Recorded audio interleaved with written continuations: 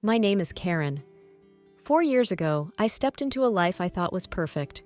Married at 27 to Michael, a man who promised to carry me in his arms before we even walked down the aisle, I felt like the luckiest woman alive. He wasn't just my husband, he was my best friend, my confidant. We shared everything, from morning coffees to late-night dreams about our future. Michael always had a way of making me feel special. I remember our first anniversary. He recreated our first date, down to the same table at the quaint Italian restaurant where we first realized we were meant for each other. It wasn't just about the grand gestures, it was the little things. The way he'd brush the hair from my face, the soft kisses he'd plant on my forehead when he thought I was asleep. Our life together was bliss, filled with laughter and love. We lived in a beautiful house, spacious and filled with light. It was our haven, a place where we planned to raise a family. My job as a fitness trainer at a popular gym brought me joy and fulfillment, and Michael was thriving in his career. We were doing well financially, and we often talked about starting a family, about having kids running around the house, filling it with even more laughter and joy. Evelyn, Michael's mother, was a strong presence in our lives. From the first time I met her, she showered me with compliments. "You're absolutely stunning, Karen, just like a Hollywood actress from the 50s, she'd said, her eyes sparkling with genuine fondness. She often spoke about how beautiful our children would be, combining my looks with Michael's charm. Her approval meant the world to me. But then, one ordinary evening, everything changed. I was driving home from the gym, my mind buzzing with plans for the weekend. Michael and I had planned a small getaway, just the two of us, a chance to reconnect and talk more about our future, about finally starting that family we'd always wanted. As I approached the intersection, a song we both loved started playing on the radio. I smiled, turning up the volume, lost in the moment. That's when it happened. Out of nowhere, a car ran the red light and slammed into my side. The impact was deafening, a cacophony of crunching metal and shattering glass. My head whipped to the side, and pain erupted across my face and body. The world spun wildly, a blur of lights and sounds, and then, as quickly as it had all started, everything plunged into silence and darkness. Waking up in the hospital was like emerging into a world I no longer recognized. My body was a patchwork of aches and bandages. The first few days were a blur of doctors, painkillers, and Michael's face, etched with worry. Michael sat beside me, holding my hand. His voice was gentle, but his eyes couldn't hide his concern. "Hey, how are you feeling?" he asked. I tried to smile, but it hurt. "Like I've been hit by a truck," I joked weakly. He offered a strained smile, but said nothing. The nurses were kind, always checking in, offering comforting words. But their eyes, full of pity, told a story they didn't voice. I knew I was badly hurt, but the extent of it was hidden beneath the bandages that wrapped my face. As days turned into a week, Michael's visits grew shorter, his excuses more frequent. "Work's crazy right now," he'd say, or "Mom needs my help with something." I understood, or at least I tried to, but the silence and the solitude in the hospital room were suffocating. The day came to remove the bandages. I sat in front of a mirror, my heart racing. The nurse, a kind woman named Lisa, offered me an encouraging smile. "Ready?"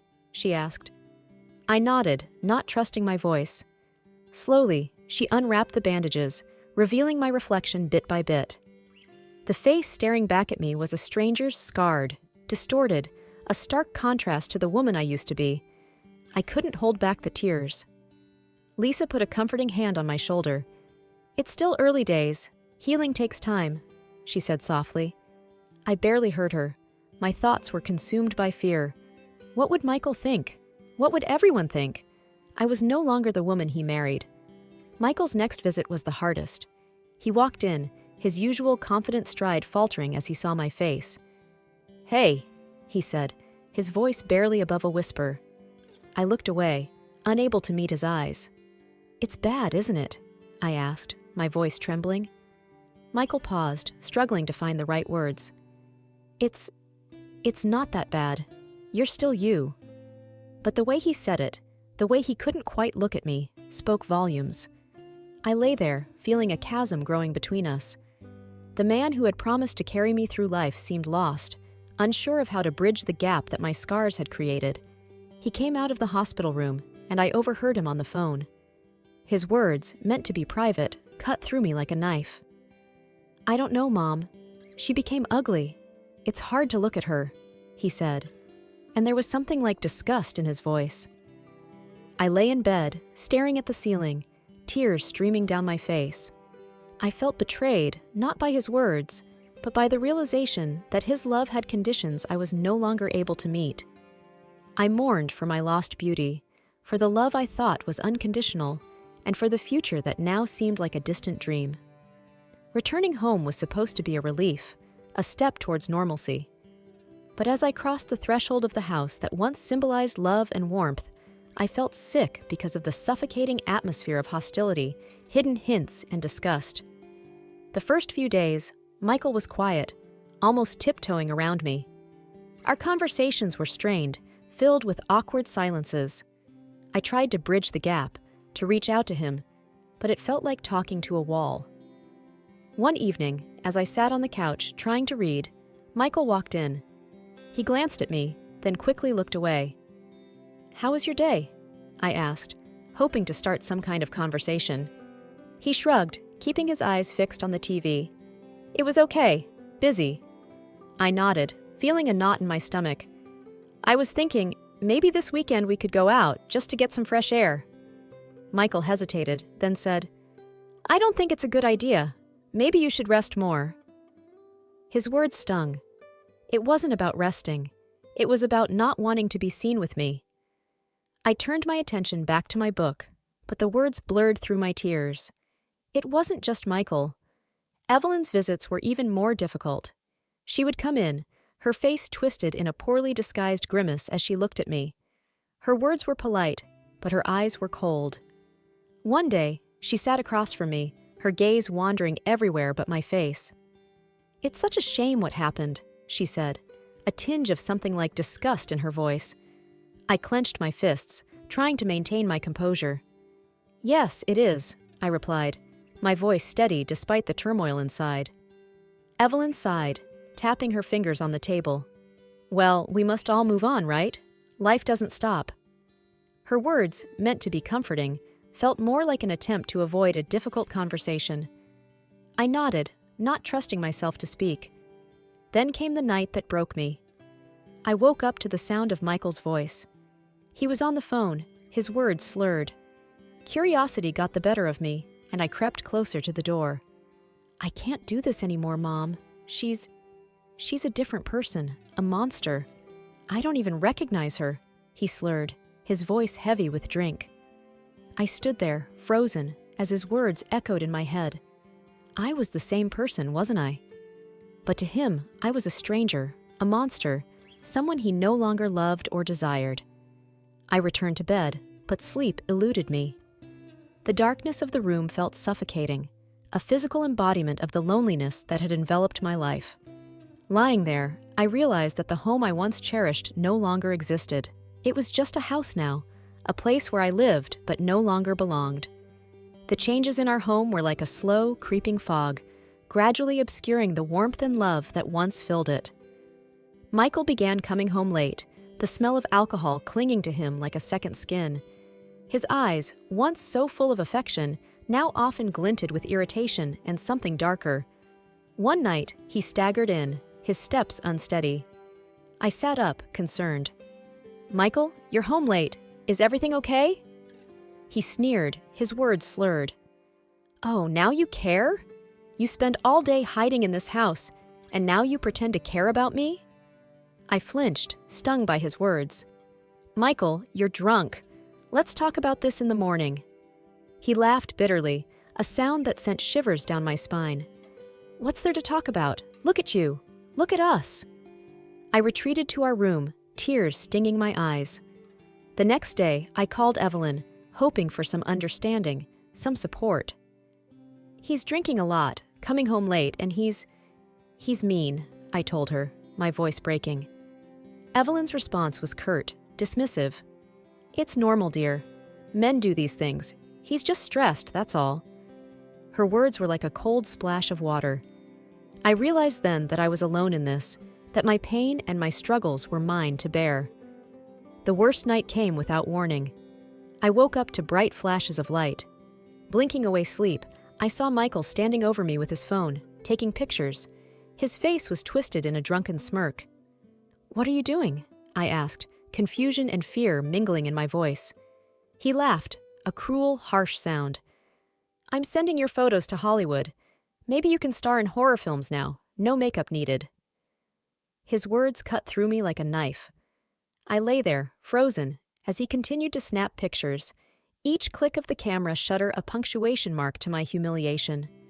After he left, I turned my face into the pillow, my body racked with sobs. The tears came in torrents, for the man I had lost, for the love that had turned to cruelty, and for the life that seemed to be slipping through my fingers. Humiliated by Michael's cruel remarks and feeling increasingly alienated, I started wearing a mask at home. It was a plain, white mask, hiding the scars that had become the focus of my existence. It was a small shield against the pain, a barrier between me and the world that had turned so cold. As I adjusted the mask one morning, looking at the blank face staring back at me in the mirror, my phone rang, cutting through the silence of the room. An unknown number flashed on the screen, and with a hesitant hand, I answered. "Hello, is this Mrs. Johnson?" The voice was unfamiliar, cautious yet sincere. "Yes, it's me. Who's this?" I replied, curiosity piqued. "My name is John. I was the father of the young man in your accident," he said, his voice laced with regret. A mix of emotions washed over me. "Oh, I see," I managed to say, my voice barely above a whisper. John paused before continuing. "I can't express how sorry I am for what happened. My son was troubled, and what he did, it was unforgivable. I want to do something to help, to make amends." His words, unexpected and heavy with sorrow, left me momentarily speechless. "How can you help?" I asked, skepticism mingling with a faint spark of hope. "I'd like to meet and discuss it in person. Would that be okay?" John's request was earnest, almost pleading. After a moment of hesitation, I agreed to meet him. Sitting across from John in a cafe, his eyes filled with remorse, I listened as he spoke. "Karen, I want to offer financial support for any surgeries or treatments that might help you," he said, his voice steady but filled with emotion. The offer was both overwhelming and tempting. I need to think about it," I replied, my mind racing with possibilities. I kept the meeting and the offer a secret from Michael and Evelyn. Their reactions, I feared, would only add to my confusion and pain. After days of internal debate, I decided to accept John's offer. I arranged consultations with plastic surgeons, discussing what could be done to help heal my scars. To Michael, I mentioned only that I was going for routine medical treatments. He didn't ask for details, and I didn't volunteer any, his indifference a stark contrast to the storm of emotions raging inside me. On the day of the surgery, as I lay on the operating table, the mask was removed, and for a moment I faced my scars unflinchingly. Closing my eyes, I allowed myself to dream, to hope for a future where the woman in the mirror would be someone I recognized, someone whole. Weeks turned into months since the surgery, and with each passing day, my face healed, slowly returning to what it once was. But I kept this transformation hidden under my mask, a secret held close to my chest. Michael, lost in his own world, didn't seem to notice or care. The day I returned home from my final follow-up appointment, the mask firmly in place, I braced myself. Michael and Evelyn were there, their expressions clouded with disdain as I walked in. The air was thick with unspoken contempt, a familiar yet unwelcome presence in what used to be our home. Michael's eyes met mine briefly before he looked away, his lips curling into a sneer. "Look at you, hiding behind that mask. Can't even face the world," he muttered. I remained silent, the mask my armor against his words. Without warning, he thrust a stack of papers towards me. They fluttered to the ground, divorce papers, a stark symbol of our failed marriage. "I'm done with this farce," he spat out. "Sign these and let's end it." I felt a cold calm settle over me. Picking up the papers, I signed them without a word, my pen steady, my resolve firmer than ever. Evelyn, standing nearby, scoffed. Good riddance. We don't need an ugly reminder of your failure in our lives. Her words, meant to wound, barely grazed me. I had grown beyond their reach. With a small smile playing on my lips, I reached up and removed my mask, revealing my face, almost as it was before the accident. The shock on Michael's and Evelyn's faces was a picture I'd remember forever. Michael's eyes widened, his mouth opening and closing like a fish out of water. Evelyn's hand flew to her mouth, her earlier poise crumbling. But how? Michael stammered, taking a step towards me. I looked at him, my smile growing. You were too busy wallowing in your own misery to notice me, to see the person you vowed to love in sickness and in health. Michael's face crumbled, his earlier bravado fading. Please, let's start over. We can forget all this happened. I laughed, not out of joy, but because of the absurdity of his words. Forget? No, Michael. I won't forget how you treated me, how you made me feel. I'm leaving, but not because you or your mother want me to. I'm leaving for me. I gathered my bag, my signed divorce papers in hand, and walked past them, out of the house that was no longer a home. Their shocked faces were the last image I took with me, a reminder of how far I had come and the new life that awaited me. Starting over wasn't easy, but it was necessary. I moved into a small apartment, a space that was mine alone. It was here, among unpacked boxes and bare walls, that I began to rebuild my life. Returning to work at the fitness center was a big step. The familiar smell of the gym, the sound of weights clinking. It was comforting. My colleagues welcomed me back with open arms, their smiles genuine and warm. Hey, Karen, you're back. We missed you around here, said Lisa, one of the trainers. I smiled, feeling a sense of belonging. It's good to be back. I've missed this place. As I resumed training sessions, I felt a renewed sense of purpose. With each class I taught, I grew stronger, not just physically, but emotionally too. I was finding myself again, rediscovering the woman who loved her job, who took pride in her strength. One day, after a particularly grueling session, I sat down on a bench, catching my breath. That's when John walked in. I hadn't seen him since our meeting at the cafe months ago. Hello, he said, a tentative smile on his face. I was in the neighborhood and thought I'd stop by. How are you? I stood up, surprised but pleased to see him. I'm doing well, thank you. It's good to see you, John. We talked for a while, about mundane things at first, the weather, the gym. Then, the conversation shifted to more personal topics. I never got the chance to thank you properly, I said, my voice sincere. Your help. It changed everything for me. John's smile was warm. I'm just glad I could do something to make amends. You've come a long way. He hesitated for a moment before continuing. I was wondering if maybe you'd like to grab a coffee sometime? No pressure, just as friends. The invitation caught me off guard, but it was a pleasant surprise. I'd like that, I replied, a genuine smile spreading across my face. As I watched him leave the gym, I felt a flutter of excitement, a feeling I hadn't experienced in a long time. It was the beginning of something new, a chance to explore life from a fresh perspective. That night, as I lay in bed in my new apartment, I thought about the twists and turns my life had taken. There was still pain and healing ahead, but there was also hope. Hope for a future that was mine to shape. The dawn of a new day was breaking, and I was ready to meet it head on. The journey of life, I've come to realize, is never a straight path. It twists and turns, bringing challenges and surprises along the way. Since my divorce, I've been rediscovering who I am, but not without unexpected obstacles. Michael, unable to accept the end of our marriage, began reaching out, trying to rekindle what we once had. His persistence, a stark contrast to his earlier indifference, forced me to seek legal means to ensure my peace. It was a difficult decision, but necessary for my well-being. The day I stood in court, asking for a restraining order, I felt a mix of sadness and determination. Sadness for what our relationship had become, and determination to protect my newfound independence. Meanwhile, my relationship with John was blossoming into something beautiful and profound. He was a constant source of support and understanding. On one of our dates, as we walked along a riverbank under the stars, he turned to me and said something that stayed with me. "You know, you were always beautiful, even with your scars. It's just that not everyone can look past the surface. Not everyone can see into the soul." I looked at him, touched by his words.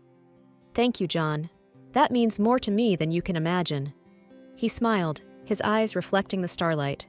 "It's the truth, and I'm grateful for every part of you."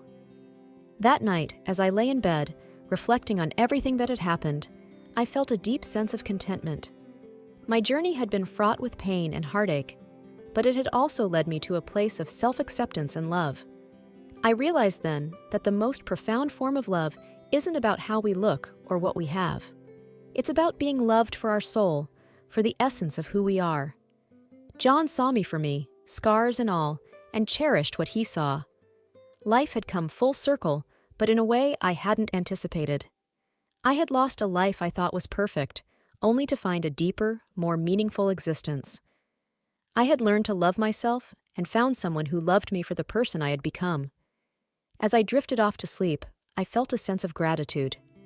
Gratitude for the lessons learned, for the strength gained, and for the love that had found its way into my life. I had emerged from the shadows of my past, stepping into a future bright with promise and hope.